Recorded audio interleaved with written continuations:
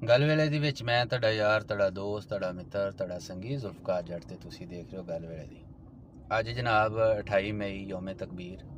ਥੋੜਾ ਜਿਹਾ ਇਹਦੇ ਬਾਰੇ ਦੱਸ ਦਿਆਂ ਕਿ ਇੰਡੀਆ ਸਾਡਾ ਦੁਸ਼ਮਣ ਮੁਲਕ, ਜਿਹਨੇ ਸਾਨੂੰ ਲਲਕਾਰਿਆ, ਸਾਨੂੰ ਨੀਚਾ ਵਿਖਾਉਣ ਦੀ ਕੋਸ਼ਿਸ਼ ਕੀਤੀ ਐਟਮੀ ਧਮਾਕੇ ਕਰਕੇ, ਤੇ ਉਸ ਟਾਈਮ ਸਾਡਾ ਖੂਨ ਖੋਲਿਆ ਔਰ ਅਸੀਂ ਪੂਰੀ ਜੁਰਤ ਦਾ ਮੁਜ਼ਾਹਰਾ ਕੀਤਾ, ਹਿੰਮਤ ਵਿਖਾਈ। ਹਾਲਾਂਕਿ ਸਾਨੂੰ ਪਤਾ ਸੀ ਕਿ ਸਾਡੇ ਤੇ ਪਾਬੰਦੀਆਂ ਲੱਗ ਜਾਣੀਆਂ, ਲੇਕਿਨ ਭਲਾ ਹੋਏ ਉਸ ਟਾਈਮ ਦੀ ਹਕੂਮਤ ਦਾ ਔਰ ਭਲਾ ਹੋਏ ਸਾਡੇ ਸਾਇੰਸਦਾਨਾਂ ਦਾ।